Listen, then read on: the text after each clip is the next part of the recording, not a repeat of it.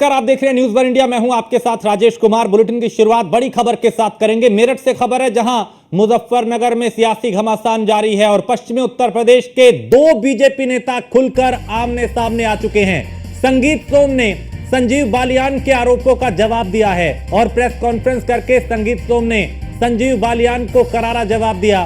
संजीव बालियान अपनी विधानसभा से हारे हैं, ये संगीत सोम ने कहा। सरधना विधानसभा की जिम्मेदारी पार्टी की तरफ से मुझे दी गई थी। मैं अपनी विधानसभा से संजीव बालियान को जिताने का मैंने काम किया और मुझे समंदर किनारे घर बनाने का शौक है। संगीत सोम ने यह कहा। मैं पत्थरों किनारे पर ही अपना ठिकाना ढूंढता हूं। संजीव बालियान ने चूंकि कल प्रेस कॉन्फ्रेंस करके कहा था कि पार्टी के कुछ लोगों ने सीधा निशाना उनका संगीत सोम पर था कि उन्होंने समाजवादी पार्टी की मदद की है।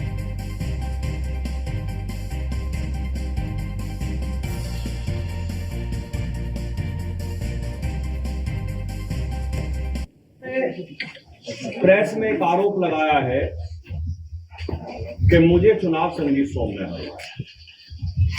मैं भारतीय जनता पार्टी का समर्पित कार्यकर्ता हूं।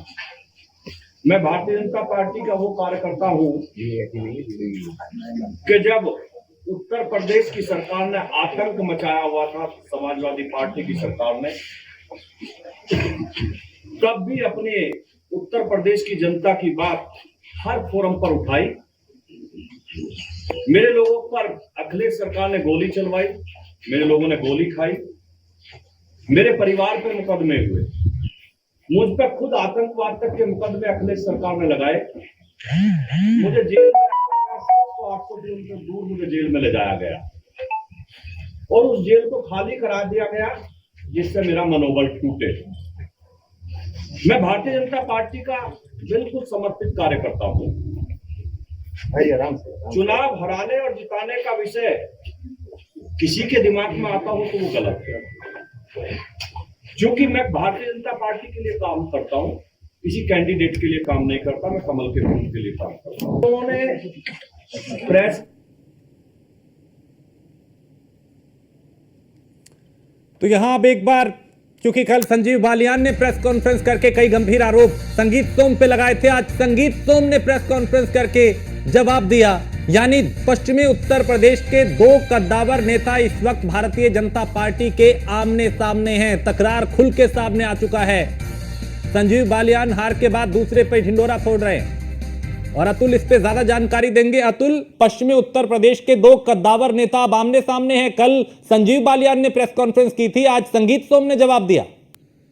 देखिए राजेश, बिल्कुल कहा जा सकता है कि जिस तरह से दो बड़े नेता आमने सामने इस वक्त ढिंडोरा फोड़ते हुए नजर आ रहे हैं। कल पूर्व मंत्री की बात की जाए, सांसद संजीव बालियान की बात की जाए तो संजीव बालियान ने संगीत सोम पर ढिंडोरा फूटा था, हार का ढिंडोरा। लेकिन आज की अगर बात की जाए, संगीत सोम का कहना है कि सरधना विधानसभा की जिम्मेदारी मुझे दी गई थी, उसमें कहीं ना कहीं भारतीय जनता पार्टी को अच्छे वोटों वहां पर वोट मिली है। सरधना विधानसभा की अगर बात की जाए, सभी गांवों की बात की जाए, जहां पर जो पार्टी का बस्ता है उसको लेने के लिए लोग तैयार नहीं थे। मेरे प्रयास के बाद सभी ने बस्ता लिया और पूर्ण समर्थन के साथ भारतीय जनता पार्टी का सपोर्ट किया। लेकिन संजीव बालियान अपने क्षेत्र में, अपनी विधानसभाओं में हार का सामना करना पड़ा है। कहीं ना कहीं अगर बात की जाए, बुढ़ाना विधानसभा हो, चरतावल विधानसभा हो, उन सभी जगहों पर संजीव बालियान को हार देखने को मिली है। कहीं ना कहीं विकास में संजीव सोम ने कहा कि सरकार के अंदर जिस तरह से विकास की बात चलती है, विकास में जिस तरह से दोहरापन देखने को मिला था, उसको लेकर के जनता नाराज थी। लेकिन जिस तरह से पार्टी ने मुझे जिम्मेदारी दी, मैंने पूर्ण